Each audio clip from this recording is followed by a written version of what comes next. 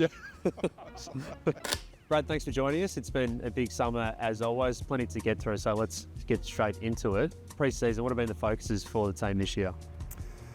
Oh, well, probably like every team. I mean, we break the pre-season up into the phases of probably strength, gym work, trying to get our squad stronger, not necessarily bigger, but definitely stronger. Then there's the athletic component. We've clearly improved on based on our testing results, which have been pleasing. But then again, if you're not improving those results, you're going backwards. There's no such thing as standing still. And then from a footy perspective, it's all phases of the game. I mean, we had probably more of a focus. If I had to hone in on one part of the game, it's probably a bit more of our forward half efficiency. We got the ball there a lot last year, but didn't score anywhere near well enough from those entries. Have you found there to be improvements in that across the past 3 months? Well, the proof will be in yes. the footy, of course. Yeah, certainly, a lot of improvement. I mean, the reason I'm probably hesitating is that as a coach, when you're training against yourself or you're having match simulation, for every good thing you do offensively, there's a poor defensive aspect from the other team. Yeah. So for every good, there's an improvement area. So I don't think you really know until you play genuine opposition, and then you don't even know in practice games because different teams are looking at different things. So time will tell, but I mean, we certainly left no stone unturned in trying to improve, and I'm sure we're going to talk a little bit about our list dynamic. So, but in terms of individual player improvement, there's no doubt that's occurred. You've talked a lot about growth and development over the past couple of years. Where do you feel the group has delivered on that in your first 2 years in charge? Well, I think in terms of individuals, I mean, I think they speak for themselves. The emergence of some young players from being, just getting a game to being really dominant, players in really important parts of our team. Nick Martin's an example of that, someone who came in as a relative unknown, although he burst onto the scene with, before I arrived at Essendon, with 5 goals in his first game.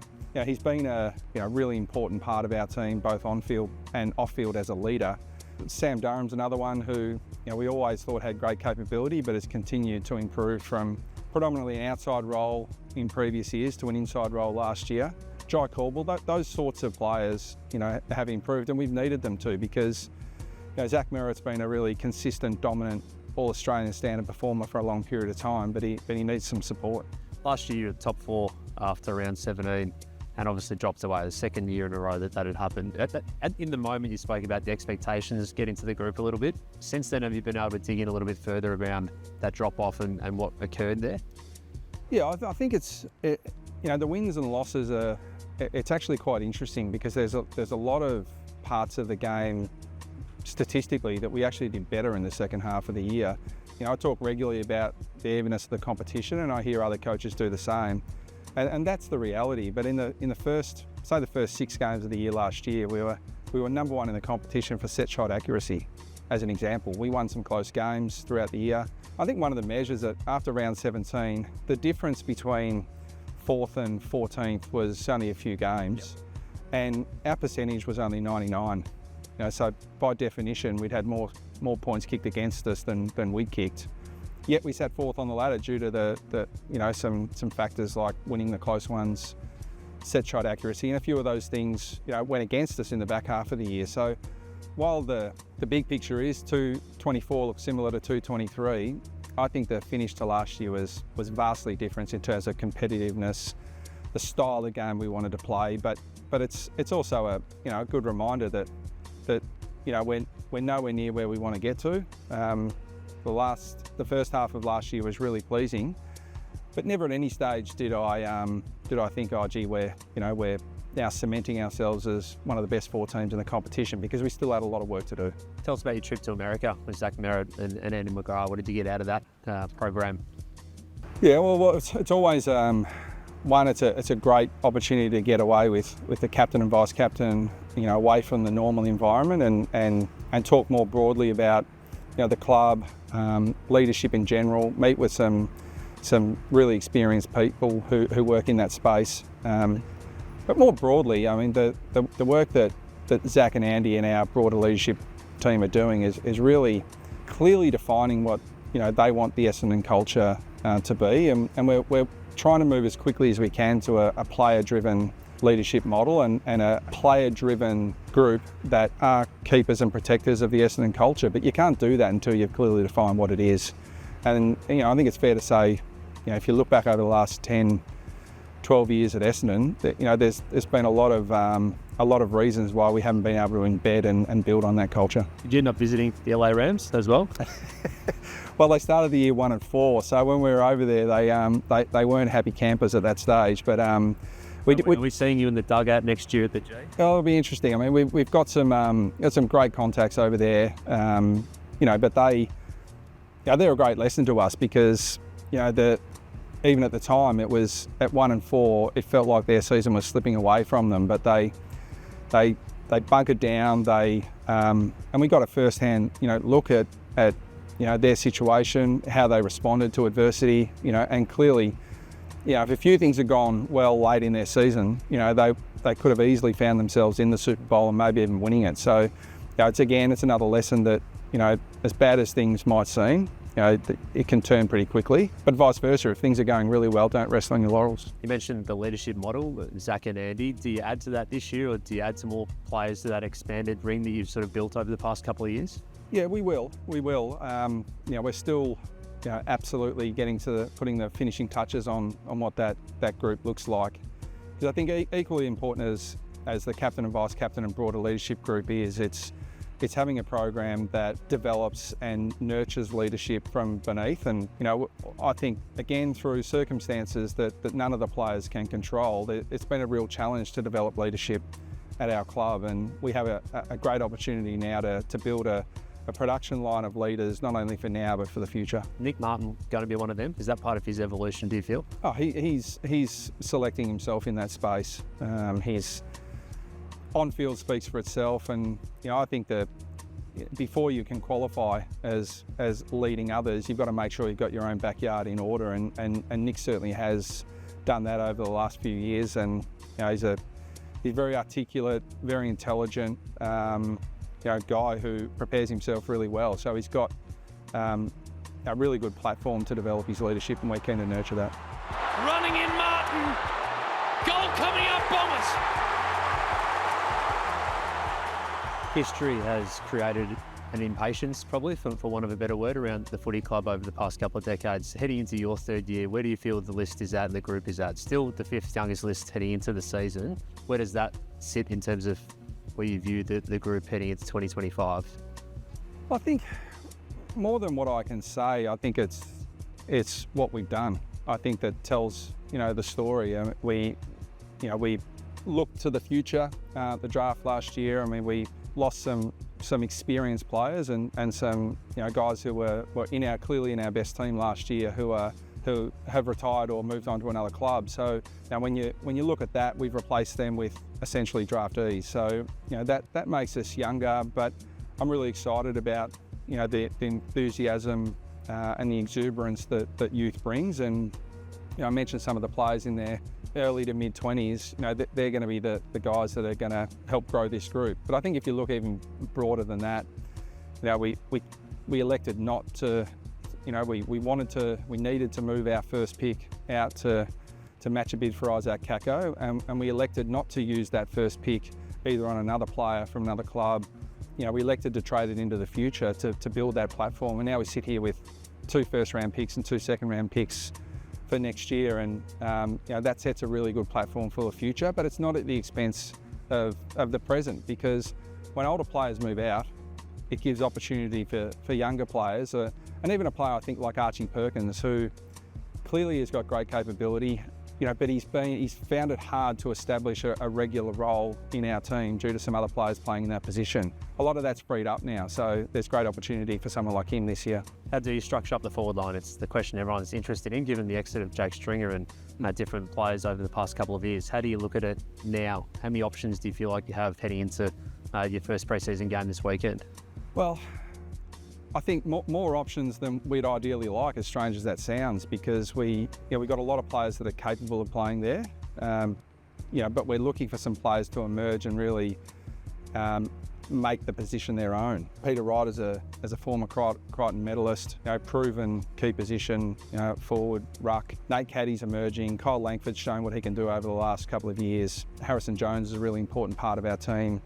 I suppose there's been a fair bit of talk about how we're going to replace players that aren't there, but I still think we've got a surplus of players who can play there, but what we need is those players to really elevate their game and grab that position and make it their own. Did you speak to Jake Stringer much during the trade period last year and how that all unfolded?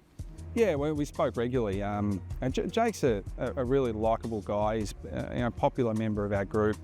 But the reality is in AFL football that there's teams are at different stages of their development. I'm really strong on just having adult conversations with players and what is best for the team, what is best for the individual. Jake, at around about 30 years of age, seeking a long-term deal, our club looking at going in a different direction. We just had a really honest discussion about that, and we both thought it was best to seek other opportunities. So, really, that's in the end, it's a good result for everyone. Where Jake's now on a 2-year contract, and hopefully plus for him. And for us, we get to expose some of our youth in positions that weren't available last year. I don't think there's an Essendon supporter who isn't excited about Nate Caddy. I had a chat with him last week as well, and he's in a rush to be really good. How do you temper that, or really enhance that as well? Yeah, I don't temper it. I love the enthusiasm. I love his drive. He marries that up with work ethic. And there are plenty of players who want it, but are not prepared to do the requisite work to get there. Nate clearly has done the work. I mean, he's running as well as just about anyone in our team. 6:16 he said for the 2 kilometre time trial, but he also added it was on grass, so if it was on the track, Did he talk about the wind as well? Yeah. No, he didn't actually. Yeah. So look, he's he's a unique athlete, and it's exciting what he can do. I think the risk with Nate is he tries to do everything all at once. And that's also, a trap I've fallen into. I can see him playing multiple positions, and we certainly like flexibility, but not at the expense of a player nailing one particular role. So we saw glimpses last year of what he's capable of, and the next challenge for Nate is to bring his best on a consistent basis, and to do that, he's probably going to have to settle down in one spot. Can you play Draper, Bryan, Wright, Caddy, Langford, all in the same Jones as well? Yeah. Yeah, that's the constant discussion, and ultimately, I don't really think there's such a thing as being too tall. There's such a thing as being too immobile. A lot of those players you mentioned have got great mobility. So, in terms of the way it structures up, we've just got to make sure that we've got enough mobility in that front half to be able to play all phases of the game. Because if you're tall and immobile, you want to be marking it, and that's just is that sustainable in the modern game? I suspect it's not. Have you spoken to Sam Draper about his free agency decision?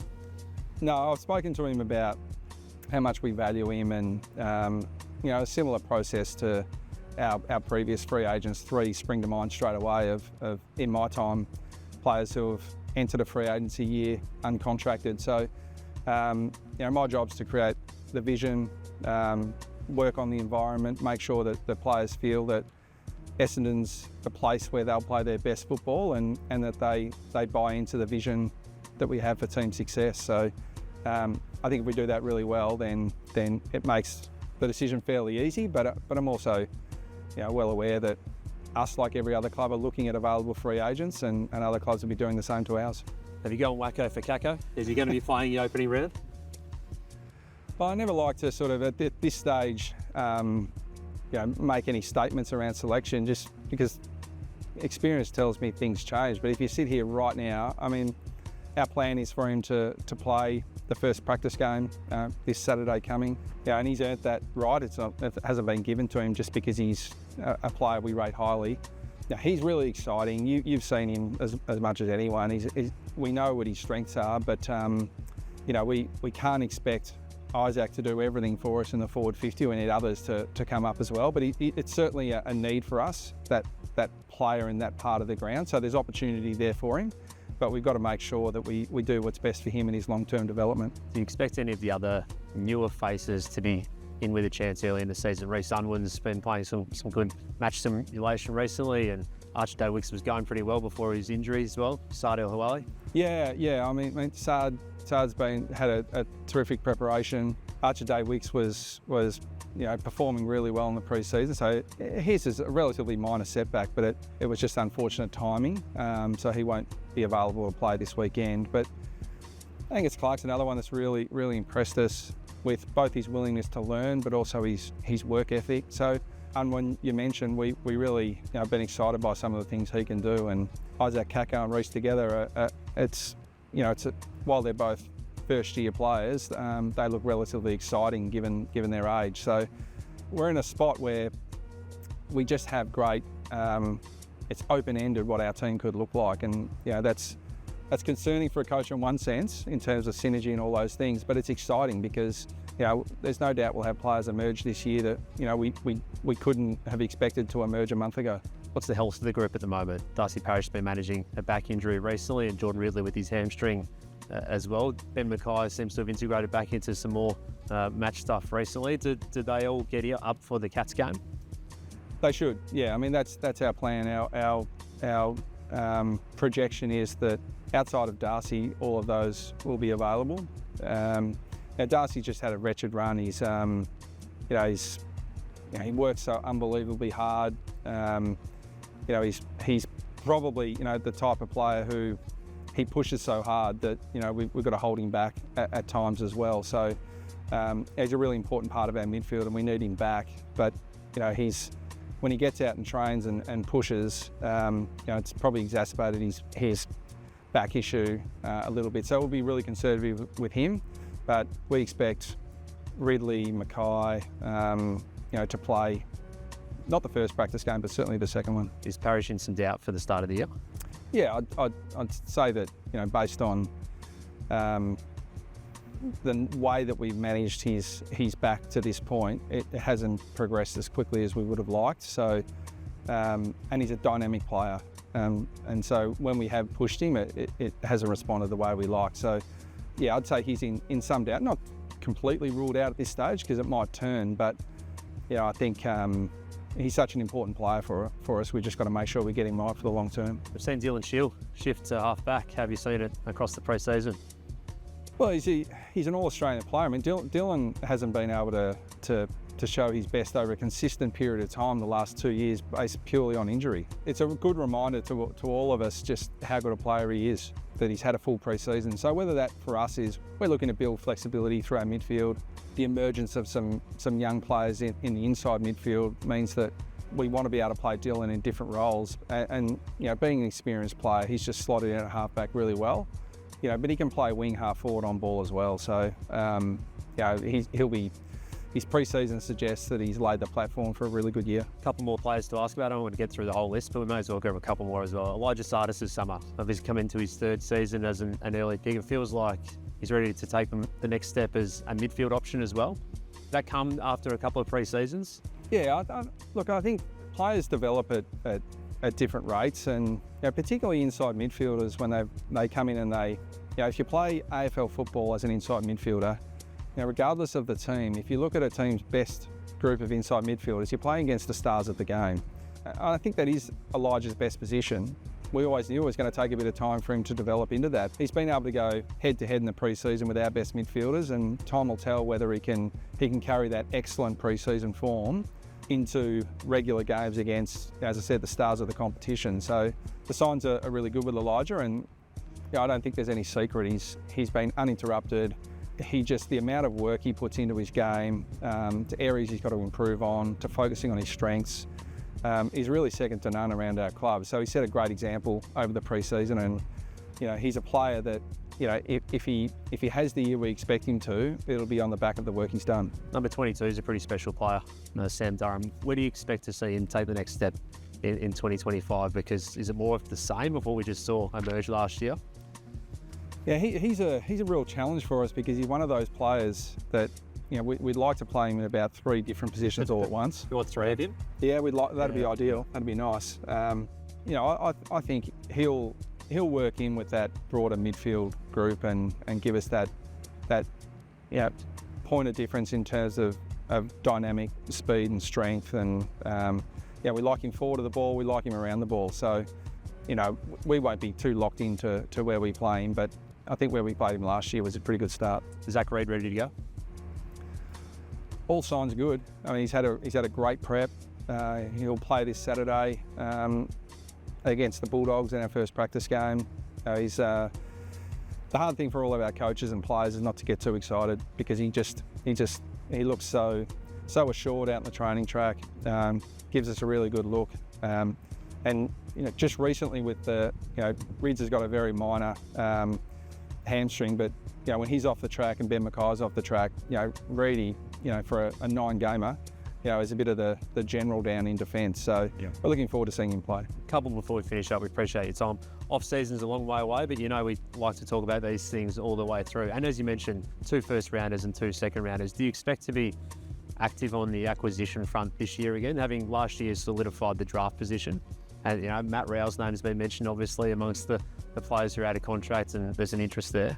There's a whole lot of moving parts in terms of the list management space, which I think at least as well as I do, if not more. There's the looming sort of spectre of Tasmania entering the competition. For the first time, clubs are able to trade picks 2 years into the future. And our attitude's been that we want to build a stable base to build for the future, but we also want flexibility to be able to strike when opportunities arise. And Matt Rose has done a terrific job building on the base that we already had here. And there's a really clear strategy, and that strategy in this space doesn't always work out exactly as you want, because it's a competitive market. But what we have is flexibility. We've got the means to attract some players, and we have the capital to do it. So whatever mode of player acquisition, whether it be trade, free agency, we're in a good position to launch at that. So we'll just keep working on the strategy and do our best to execute it. Just on that, how aware is the spectre of Tassie, as you mentioned? And you were there at the AFL when these list rules were put in forward in draft form. Yeah, well, I think this is the time of year where, quite rightly, everyone, what's the next game? What's the start of the year look like? Everyone's short-term focus, and that's usually what the space that coaches occupy. But to take the step back and look at what does the landscape look like in 1 year, 3 year, 5 years and beyond, that's a really important part of it. And we've just, as a wider club, from our president all the way through the football department, we are very clear that we want to build a stable base for our future. And the lure of short-term success and short-term wins are always there, and they're very, very tempting. But to look at the bigger picture and build a sustainable base for the Essendon Football Club's our goal. There's been some new placards since the last time I was here. Embrace the obstacle with little fear, master your lane and conquer the field. And one more over there. A couple of values, I'd imagine. Yeah. Was that important to you to set that up? Yeah, it's part of it, again, creating and nurturing a culture that players can be proud of, and then having your leaders defend that culture. And that's been driven solely by them. And they're also not afraid to, put it on the wall and hold each other accountable to that. So, I think they're well aware of the brutal nature of this competition and how difficult it is. But like we mentioned, I think after round 13, we were sitting 3rd or 4th, but we were two games ahead of 14th or 15th.